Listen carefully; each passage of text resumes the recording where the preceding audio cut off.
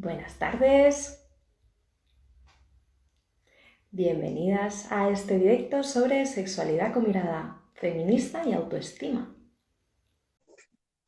Betty, pues te voy a dar paso ya para que te vayas presentando tú un poquito a medida que van llegando. Hola, ¿qué tal? Buenas tardes. Qué Buenas tardes, ¡ay, qué bien! bien. Lo hemos conseguido, lo hemos Por conseguido. fin, después Que de un intento fallido. lo intentamos el lunes pasado y bueno, ya sabemos lo que pasó a nivel mundial con las redes.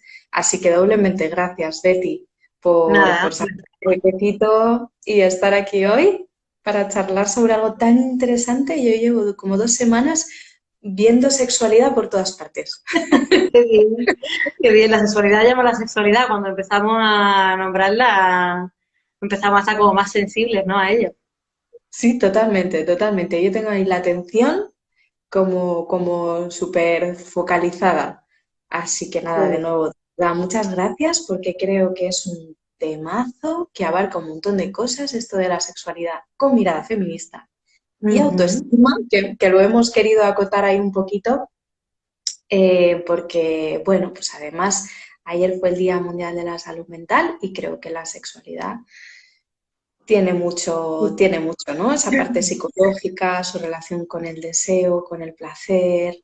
Así que, bueno, creo que aunque se ha retrasado este directo, ha llegado en un buen momento.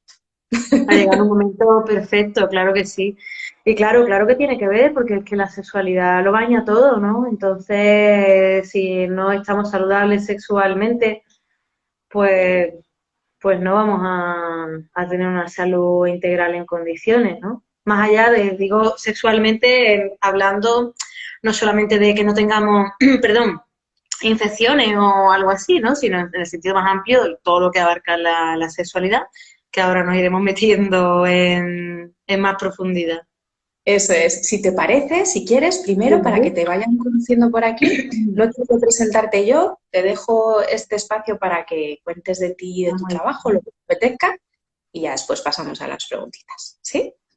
Ah, muy bien, vale. Pues no sé, si quieres hacer una pregunta que se me olvide, me dices, pero me llamo Betty López y bueno, y llevo trabajando, soy sexóloga especializada en educación sexual y llevo Ujú. trabajando unos 7 años acompañando sobre todo con mujeres a que conozcan su sexualidad y puedan disfrutarla de forma plena y placentera, ¿no? Trabajando tanto en grupos, concursos y talleres como en consultas de asesoramiento sexológico en modalidad individual. Y bueno, pues intentando eso, desprendernos de muchos de los tabúes que tenemos, ¿no? Porque a veces no nos damos cuenta de cómo afecta el entorno a nuestra vivencia de la sexualidad, ¿no? La mayoría de los problemas que podríamos tener o que tenemos con respecto a nuestra sexualidad tienen que ver por el entorno sociocultural. No es un problema biológico per se o no es un problema tanto psicológico, sino cómo nos afecta también el entorno y la vivencia de nuestra sexualidad se ve afectada por eso. O sea que está muy, muy relacionado con el tema de la autoestima, el autoconcepto, cómo yo me vivo, cómo yo me expreso, cómo yo experimento mi sexualidad.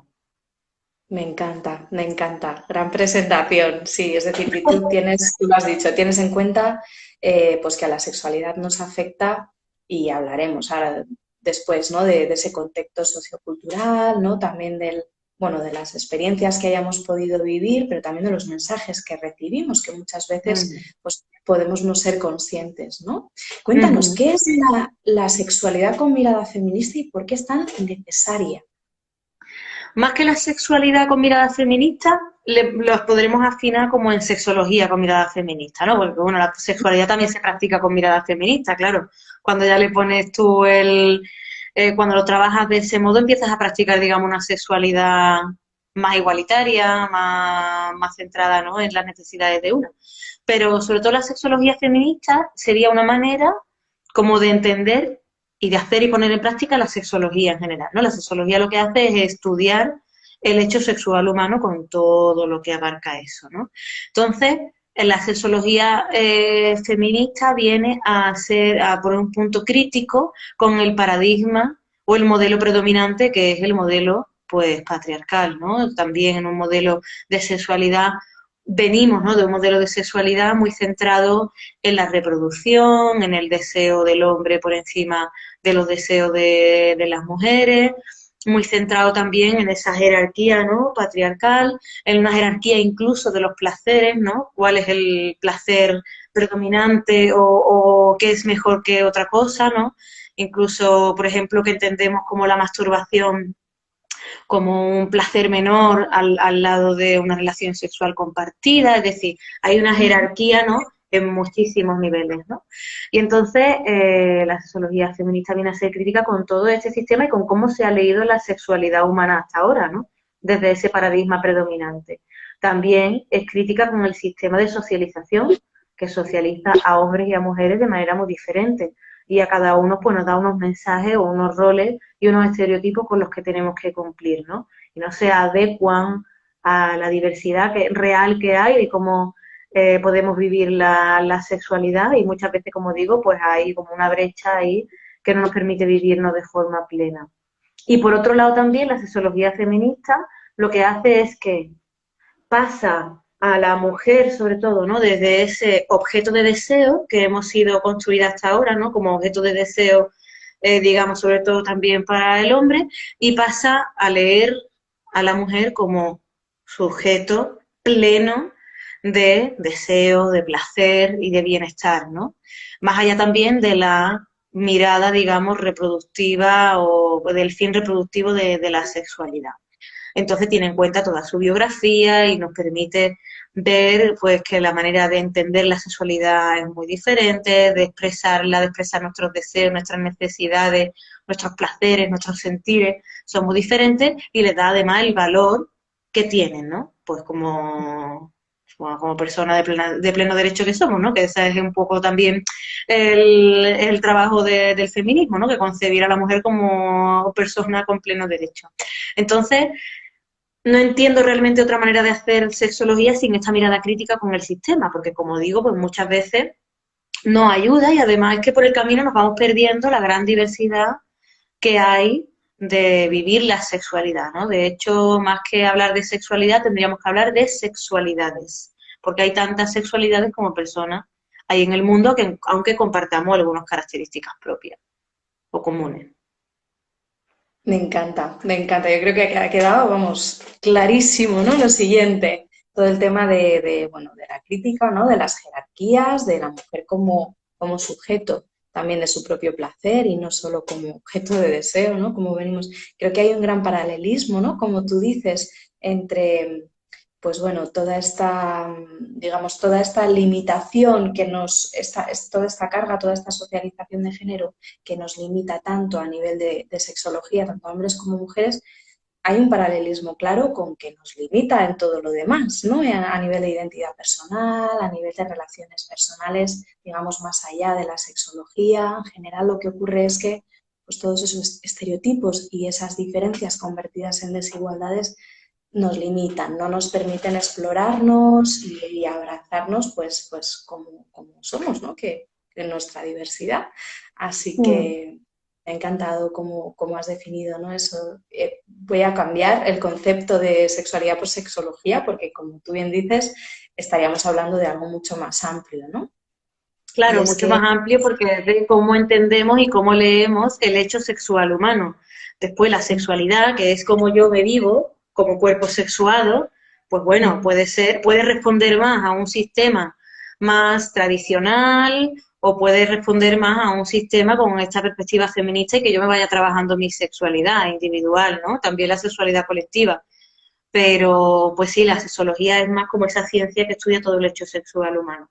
Y ya le metemos también esa mirada crítica y feminista, ¿no? Desde dónde se lee el hecho sexual humano, ¿no? Es un enfoque totalmente diferente. e inevitable, ¿no? Porque al final no estamos envasadas al vacío y vamos, me atrevería a decir que en cualquier disciplina Total. necesitamos esa perspectiva de género. Y ahí, pues fíjate, yo solo añadiría una cosita que me parece que a lo mejor es un concepto que nos puede venir bien conocerlo, porque al nombrarlo podemos sentir que eso es lo que en parte nos pasa, ¿no? que es el sincretismo de género, que esto viene a decir que las mujeres en muchas situaciones de la vida sentimos un conflicto interior porque tenemos una parte de nosotras que nos arrastra un poco a todos esos quizá mandatos más tradicionales, ¿no? Más lejos de la autonomía, y otra que sí, y hay otra parte que tira de nosotras un poco hacia esa parte más, más de autoafirmarse, más de poner nuestras necesidades en el centro, conocernos para poder poner límites y demás. Entonces, en ese conflicto, pues muchas veces también nos vemos en el sexo, ¿no? No sé si Total. el sincretismo de género creo que es algo que también nos sale en la cama. Sí. Bueno, en la cama y a nivel de sexualidad en general. En No general, solo... en cómo me visto, en cómo hablo, en cómo miro, en cómo camino, todo eso forma parte de mi sexualidad, es cómo se expresa mi sexualidad, ¿no? Es como yo vivo, experimento y comparto y expreso esta realidad que es ser un cuerpo sexuado, esa sería mi sexualidad. Entonces todo, desde cómo me visto, a cómo miro, a, no, porque tenemos ahí como ese doble mensaje siempre, ¿no? También ese arquetipo entre la virgen y la puta y ahora además tenemos que ser empoderadas y liberadas. Entonces es como, no me voy a poner una minifalda porque me quiero ahorrar una historia, pero porque no la voy a poder llevar si yo debería ser libre con mi cuerpo y Claro, como este total, ejemplo tonto, todo, total. ¿no? Esto es una Eso parte es. también de nuestra sexualidad, ¿no? De, uy, habré sido muy directa, uy, habré sido un poco corta, uy, lo he mirado demasiado fijo, a lo mejor se ha pensado otra cosa, y así todo el tiempo, midiéndonos. Al final estamos todo el tiempo midiéndonos. Y ahí pues encerradas en unas paradojas que a veces nos desgastan un montón, que quizá la Sí. generación de nuestras madres o la generación de las mujeres anteriores pues tenían sus propios conflictos, ahora vemos otros, bueno, pues el sincretismo está ahí siempre, ¿no? ¿Dirías, y aquí hablo de generaciones, dirías que todo este tema sigue siendo, bueno, seguimos teniendo tabúes las chicas y las mujeres de nuestra generación? Pues esto es otra paradoja también, porque estamos en una sociedad hipersexualizada. Hay sexo por todos lados y referencia a la sexualidad por todos lados, campañas de marketing, moda, editoriales, todo, por todos lados. Y se habla muchísimo de sexualidad, cada vez más. Pero por otro lado, no hablamos de mi propia sexualidad. Cuando yo voy a hablar de mi sexualidad, siempre se sigue haciendo en un entorno de tabú, de vergüenza, y no hablo realmente de lo que a mí me pasa, de mis conflictos, de mis inseguridades, también de mis fortalezas, ¿no? O de mis posibilidades, sin alardear, ¿no? Porque cuando hablamos, a lo mejor estamos hablando de sexualidad también, lo hacemos además de una manera muy concreta y relacionada, pues, con las relaciones sexuales, ¿no? Y muchas veces cuando hablamos de nuestra historia también lo estamos haciendo un poco desde la fanfarronería, ¿no? Pero no hablamos realmente de lo que a mí me está pasando, sino que estamos como intentando vestir el traje que nos toca ahora, ¿no? Que es pues de liberada, de tengo mucho sexo, orgasmo no sé cuánto, de eyaculación a chorros y demás, ¿no? Que es un poco ahora que si quiere luego nos metemos un poco en ese tema también. Pero eh, es como que otra vez volvemos a estar intentando encajar en lo que se espera de nosotras, pero realmente a veces ni siquiera hablamos de nuestra propia sexualidad con nuestras parejas, ¿no? De conocer nuestros límites, conocer nuestros placeres, comunicarlo, comunicar nuestras emociones. Todo esto forma parte importante de la sexualidad y de eso realmente todavía no se habla de forma clara. Y cuando eso, aunque estamos en una sociedad rodeada, hipersexualizada, siempre se hace, cuando se habla en público, también siempre se hace pues intentando cumplir eso que se espera socialmente de nosotros, ¿no? Entonces hay una paradoja porque esa falsa libertad sexual está tapando realmente todo el tabú que todavía existe, ¿no? Porque incluso a la hora de acudir al sexólogo o sexóloga todavía hay mucho reparo, ¿no? Y todavía, igual que cuando hace unos años más todavía, ¿no? Pero ahora también el ir al psicólogo es como decir, estoy loco, tengo un problema, ¿no? pues ahora mismo también no admitimos que necesitamos ayuda algunas veces, porque además no hemos tenido educación sexual ninguna y la que hay es deficiente. Entonces, lo más normal del mundo es que en algunos momentos de nuestra vida necesitemos herramientas para gestionar según qué situaciones, ¿no? Porque además la sexualidad y eso nos va a acompañar a lo largo de toda nuestra vida, se va a ir transformando y madurando con nosotras, ¿no? Entonces, habrá momentos en los que necesite ayuda profesional y no hay nada de malo en ello, pero claro, también nos cuesta desnudarnos de ese cliché que nos han impuesto, que es ese arquetipo del gran follador o la gran folladora.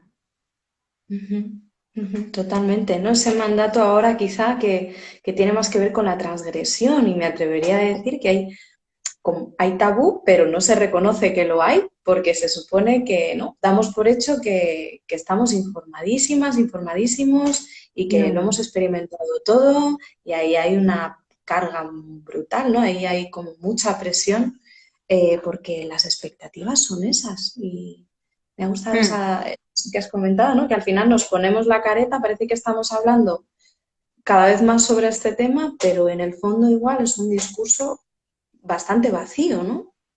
Mm. Porque no es personal, no terminamos de sacar la vulnerabilidad o de reconocer, bueno, pues que aunque vivamos en la era de la información, eso no necesariamente nos hace personas más o mejor informadas ni responsables con esa información que recibimos cuando la Claro, recibimos. ¿no? Porque la información per se, Ujú. no sé, yo que me dedico a la educación hago como esa diferenciación importante, ¿no? No es lo mismo la información que la formación, que un acompañamiento.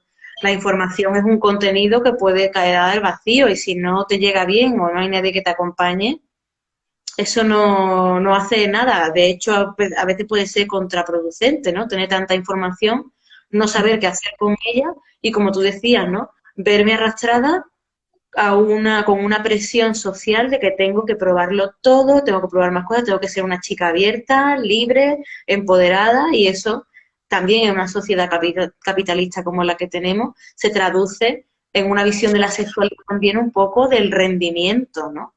Y de la productividad, ¿no? De tener muchas relaciones sexuales con muchísima gente y probar cosas diferentes y al final la sexualidad que es infinitamente amplia y tiene muchísimas esferas, se ve reducida a una performance sexual en la que muchas veces ni siquiera estamos realmente viviéndola, sintiéndola, ¿no?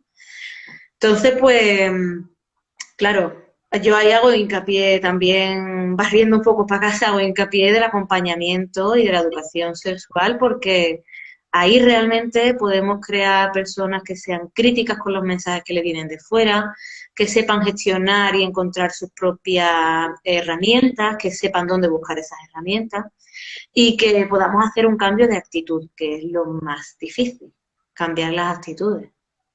Ujú. Pues sí, ¿no? Porque esa información, bueno, esa educación sexual que muchas veces recibimos deficiente, dices, se centra mucho en lo biológico, ¿no? No es esa parte más psicosocial o más de una y de uno, o sea, de la parte más personal.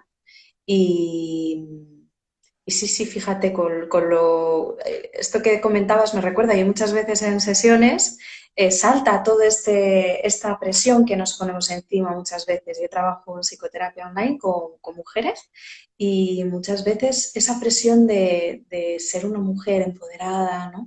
Que hay veces bueno, que lo comprendemos de una forma que va en perjuicio de nosotras. Aquí en este campo, yo diría, eres empoderada en la medida en la que pones tus necesidades también en el centro, ¿no?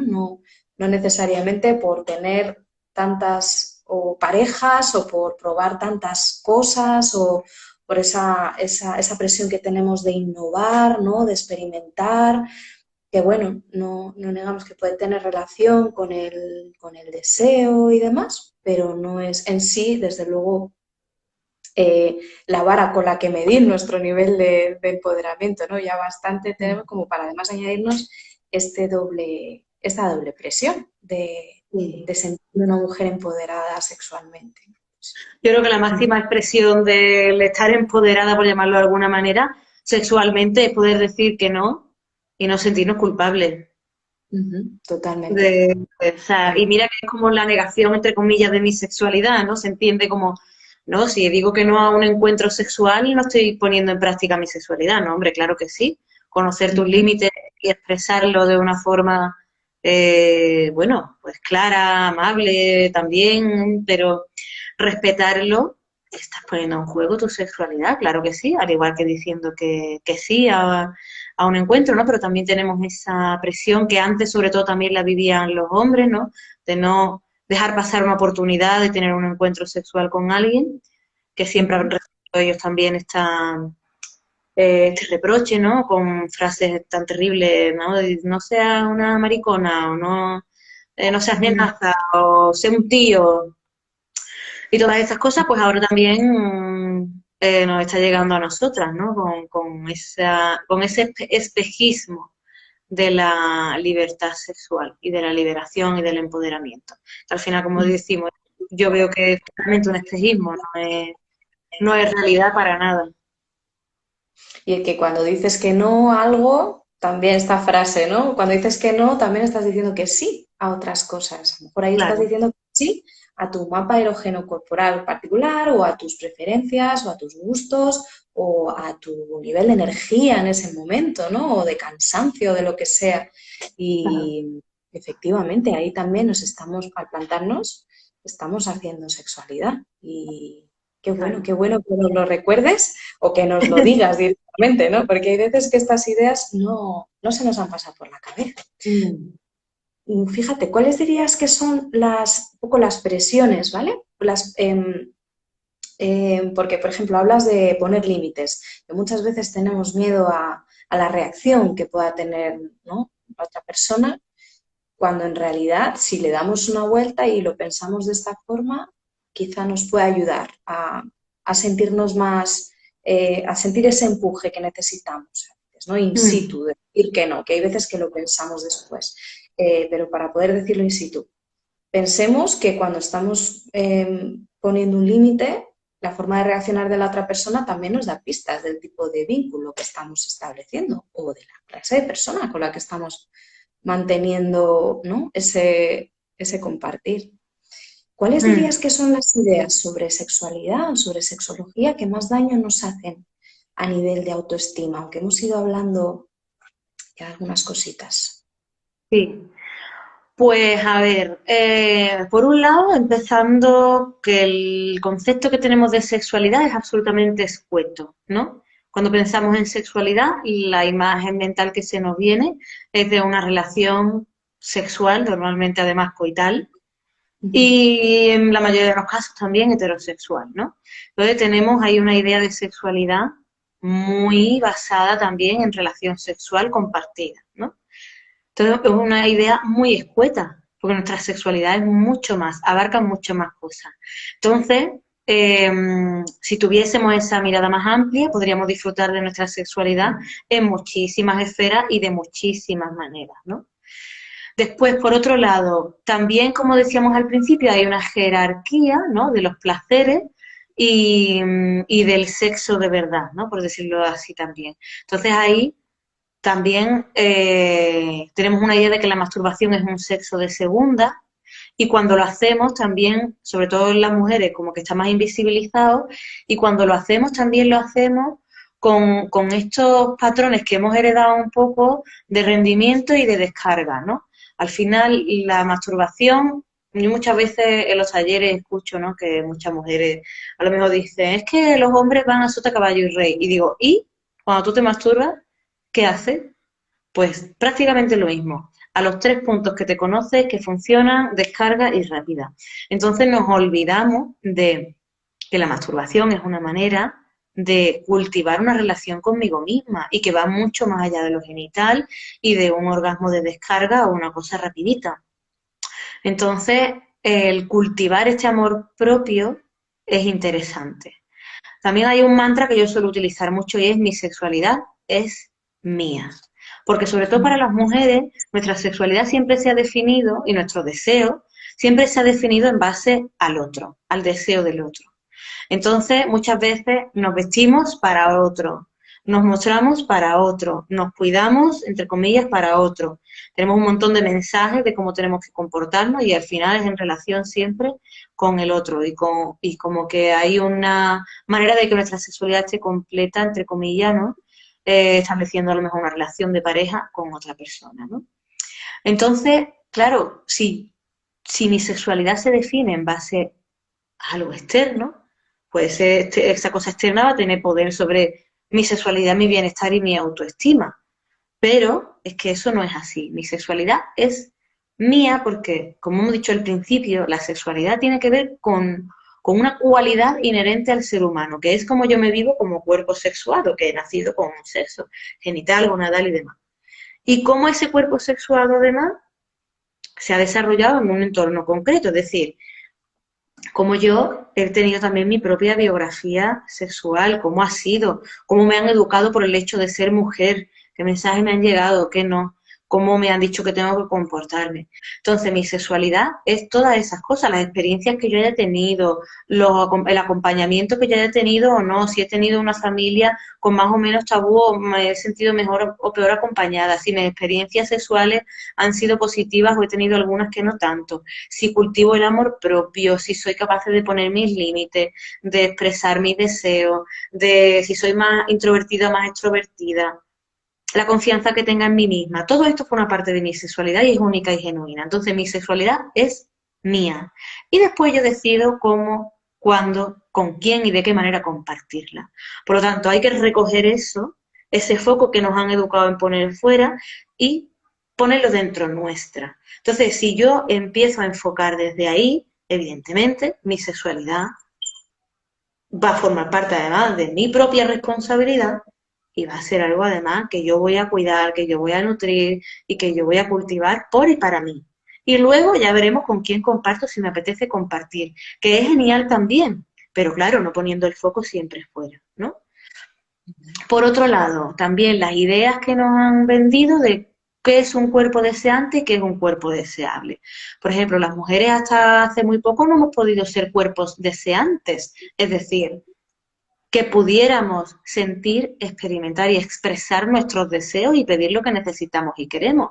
Porque, por ejemplo, en casa de mi abuela se tenía sexo cuando mi abuelo quería, quisiera mi abuela o no.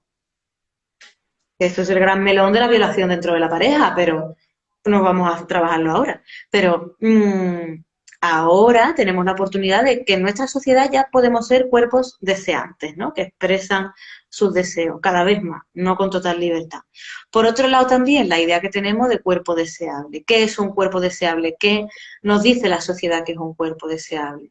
Pues ahí también nos hace mucho daño porque tenemos una mirada y una visión de los cuerpos también muy influenciada por lo estético, ¿no? Por la industria estética también, ¿no? Cada vez hay muchísimos mensajes que nos dicen cómo tenemos que tener la piel tersa, sin arruga, eternamente joven, que si las curvas, que si las caderas, que si la piel de naranja, que si los pechos, que si la vulva, con la cantidad de intervenciones quirúrgicas que ha estado habiendo en los últimos años eh, para modificar la vulva porque se supone que los labios internos no deberían sobresalir por los externos y demás, ¿no? Que eso es lo que nos venden, además con una publicidad súper agresiva, súper violentas incluso con nosotras mismas.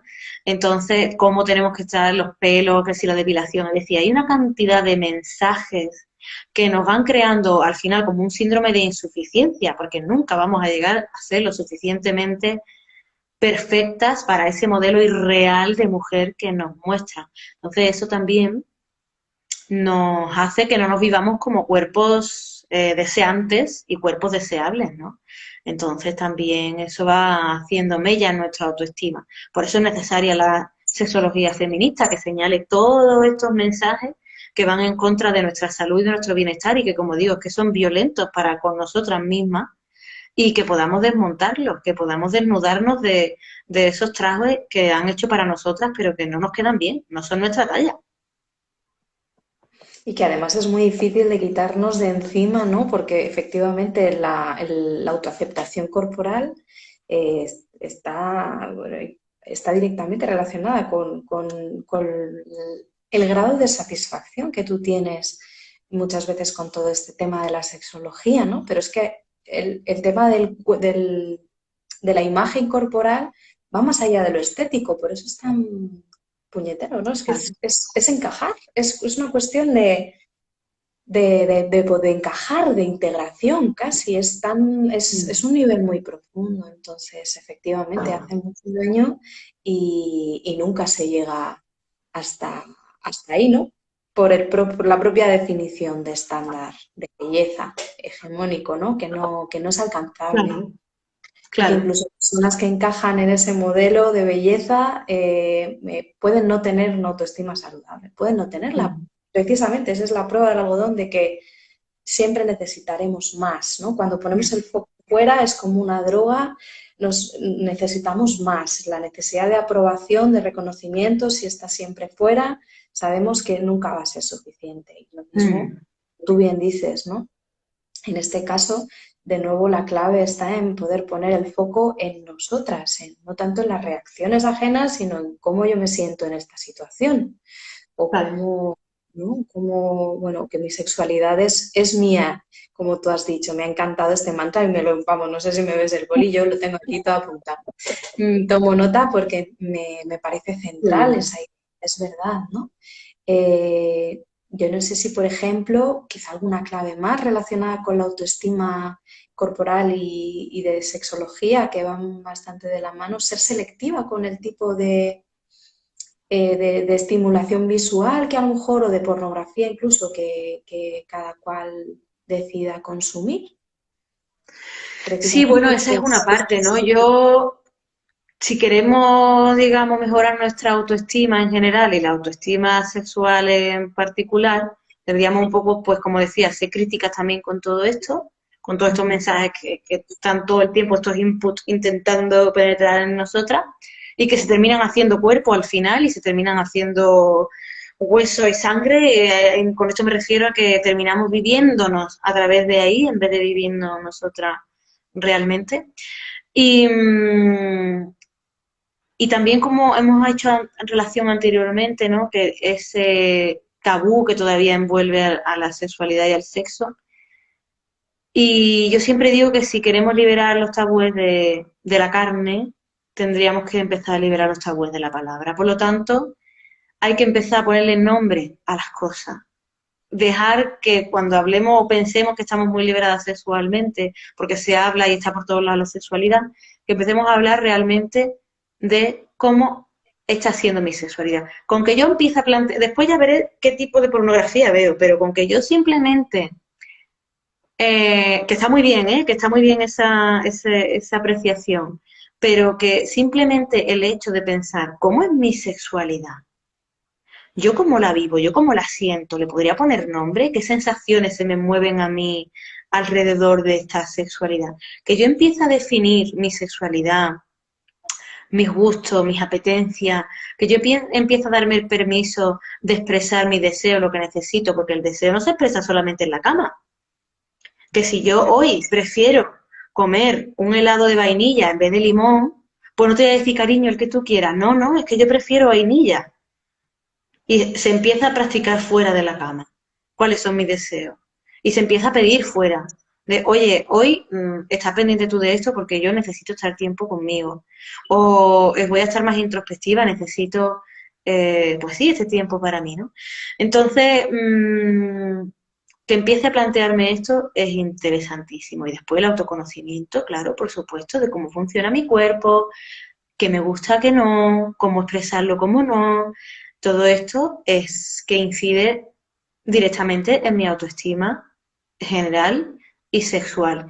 Y después, claro, sí, cada vez soy más crítica con estos mensajes que me vienen de fuera, a la hora de yo consumir algún estímulo visual, voy a ser también más crítica y voy a decir, bueno, a ver, espérate un momentito. Es que ni siquiera ya en porno, es que en una película normal, cuando veamos una escena de sexo, vamos a decir, sí, hombre, vamos a ver, claro. ¿Dónde está ahí el placer de ella? ¿Dónde está lo erótico? ¿Dónde está lo sexual más allá del polvo este supuestamente mágico que habéis echado y habéis llegado los dos a la vez al orgasmo y supuestamente es maravilloso? Si no le da tiempo a lubricar. ¿sabes? Claro, o sea, Desde vamos a luego. ser más críticas con todos estos inputs que nos llegan de fuera. Y eso nos va a hacer que en vez de intentar encajar en un patrón que para nada nos corresponde, podamos desmontarlo y decir, cuidado, me estás tomando el pelo, ¿no? Y Ujú. darle fuerza y valor a lo que realmente yo tengo. Y después también otra cosa muy interesante es que podamos compartir esto con otras mujeres. Que podamos hacer, por ejemplo, círculos de mujeres o reuniones o compartirlo con nuestras amigas de intimidad y que podamos compartirlo de manera que veamos que esto que nos pasa no nos pasa solamente a nosotras, que no es que yo esté loca ni tenga un problema, sino que es que, Ujú. claro, estos malestares que me atraviesan, muchos son malestares de género y nos pasan por ser mujeres. Desde luego, sí, sí, sí, es un punto que además yo tenía en la cabeza desde que hemos empezado a hablar un poquito de las claves, ¿no? Bueno, para mejorar, sostener nuestra autoestima en este plano. Y es que qué importante es hablarlo con las mujeres de nuestra vida, quitándonos esa careta de discurso de lo que se supone que esperan de una, ¿no? Pues en un entorno más seguro, obviamente, para que esto se pueda hacer con confianza, con cercanía. Claro, El primer alivio, la primera, digamos, parte más terapéutica es darte cuenta de que no eres la única con esa inseguridad, que ha vivido eso, que ha pasado por el aro en eso, a la que le cuesta determinadas cosas, ¿no? o Y que tiene que dolor, por ejemplo, en las relaciones, que es algo también súper invisibilizado, o algunas etapas, la sexualidad de las mujeres en algunas etapas, como es el embarazo, el parto y el puerperio, o menopausia, con todos los mitos que hay también alrededor de la menopausia, y que mina también muchísimo la autoestima de las mujeres. Entonces, todas estas cosas hay que ponerle palabra, porque si no, como digo, es que se van haciendo cuerpos y al final como que nos vemos arrastradas a vivirnos a través de esos estereotipos y al final se nos van pegando al cuerpo, ¿no? Entonces, claro, es que es súper necesario poder ponerlo en común y poder vernos y cogernos de la mano y decir, a mí también me pasa, no, no eres tú, no estás loca. desde luego, desde luego, qué importante es normalizar y que no nos cansamos de hacerlo. Seguro que tú en tu trabajo es una buena parte, ¿no? Del recorrido de las mujeres a las que acompañas y, y bueno, pues me parece, desde luego, me parece central y tú has hablado por recoger un poquito, ¿no? De que para poder ser críticas con aquello que consumimos, ¿no? Que al final, pues como tú dices, ya veré yo qué consumo, pero Claro, un poco desde el conocimiento de causa, como con todo lo demás en los feminismos, ¿no? Pues bueno, claro, pues yo escucho la música, ¿qué tal? Pero habiendo entendido un poco de qué va todo esto y habiéndome puesto yo en el centro, primero habiendo reflexionado mucho y habiendo explorado pues cada una, ¿no? De dónde vienen ciertos tabúes en nuestra situación personal, pero también como mujeres que tenemos en común, ¿no? Y mm, a mí me ha encantado y yo a lo mejor solo añadiría ahí una cuestión que tiene más que ver con los valores, ¿no? Que bueno, que también tiene que ver con el autoconocimiento, no solo del cuerpo, sino de donde precisamente no podemos poner límites si no sabemos cuáles son nuestros claro, límites, nuestras líneas, ¿no? Y claro, aquello que a lo mejor es más negociable y aquello que no lo es bajo ningún concepto, pues todo eso tiene también probablemente un trabajo en valores detrás de cada una, claro, decirse, bueno, qué es, y no solo eso, sino preguntarte de todos esos valores que tú distingues, de las cosas que te parecen importantes, si todas son tuyas o si se han cocinado a fuego lento por lo que te han dicho, ¿no? ¿Qué tiene que ser? ¿Cómo tienen que ser las cosas? Y también un poco claro, ese trabajo de decir, bueno, pues a lo mejor todo esto me decido quitármelo de encima porque no va conmigo y esto, aunque me lo han transmitido, estoy de acuerdo y lo mantengo, ¿no? ujú, Qué total. bueno. Betty, me ha encantado todo este recorrido que nos has hecho sobre sexología, mitos, tabúes, claves de autoestima con mirada feminista. Me encantaría preguntarte si es que, antes de que nos cuentes qué proyectos tienes en marcha, si es que tienes Ujú. alguna lectura, no lo sé, algún recursito a lo mejor que les quieras compartir a las compis que están por aquí o las que lleguen en diferido a escucharnos. Claro. Sí, pues algún recurso, bueno, ya os digo, hablar y reunirnos, vamos, súper indispensable, que no le damos, como es algo sencillo, entre comillas, y lo podríamos tener un poco a la mano, no le damos la No le damos importancia que tiene, pero realmente es súper sanador. Y después también es interesante que podamos leer y nutrirnos de autoras también que hayan trabajado la sexualidad desde esta perspectiva feminista, ¿no? Entonces, ahora mismo, hablando de todo esto, se me ocurre un libro de Mireia Darder que se llama Nacidas para el placer. Y este libro, Ujú. Tomo claro, nota y yo este también. libro, como para empezar, está genial. También Mireia Darder tiene otro que es Mujer, Deseo y Placer, creo. Y está también muy bien, pero Nacidas para el Placer, como para empezar, es estupendo, porque ahí ella también va haciendo un recorrido por la sexualidad femenina y por esos mandatos relacionados al género que no nos permiten pues tener, digamos, nuestra autoestima bien puestecita y nuestra identidad también bien construida, ¿no? Que no se hace referencia a que la mujer no tiene deseo, por ejemplo, como hemos dicho, o a que la mujer no es agresiva, con esa imposibilidad que tenemos de enfadarnos o de mostrar cuando algo no nos gusta. Y cuando lo hacemos, pues siempre además viene detrás esa frasecita de no estarás con la regla parecida, Fuerte. ¿no?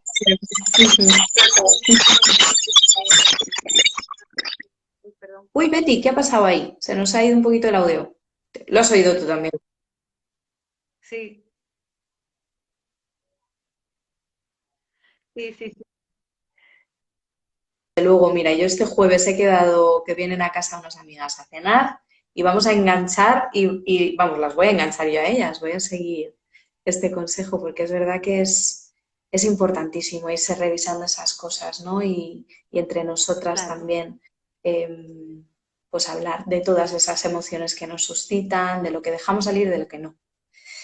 De ti, para acabar, claro. ¿hay algún proyecto que tengas en marcha bueno, básicamente contarnos un poquito, si no, cómo te pueden encontrar, cómo pueden acceder a esos talleres que has comentado que das en grupo y también de forma individual? Vale. Cuéntanos. Pues bueno, por mi proyecto de Hija de Lobo, que es un proyecto de educación sexual que vengo trabajando ahí, y desde ahí hago proyectos de educación sexual y de divulgación.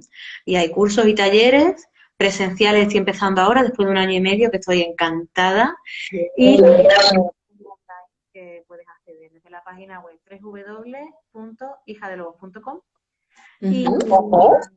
y desde Instagram, pues @hija de lobos. Y ahí voy poniendo todas las cositas, te puedes apuntar también a la newsletter y enterarte pues, de todas las cosas que vamos Perfecto. haciendo. Consulta, sí que podemos trabajar en individual, que también hago consulta online. Entonces, bueno, pues todo. Muy bien. Acabo de dejar el nombre de tu página web, .com, ¿verdad? ¿Has comentado? Sí, eso Vale, es. lo acabo de dejar por ahí por la cajita para quien quiera pueda echar un vistacito. Muy Y solo bien. me queda darte las gracias otra vez. Ha sido un placer. Yo he tomado nota de un montón de cositas Qué bien. y de verdad que ha sido muy nutritivo y vamos, y he estado muy a gustito. Muchas gracias por seguir divulgando aún los lunes previos a los puentes y aprovechando estos espacios que también nos hacen conocernos entre profesionales, ¿no? Y poder darnos la mano en en todas estas sinergias. Claro Te que mando sí. un Muchas abrazo gracias a ti también fuerte. por invitarme y ofrecerme este espacio, Isabel. Gracias a Gracias. ti, de nuevo. Nos vemos pronto. Muchas gracias. Adiós.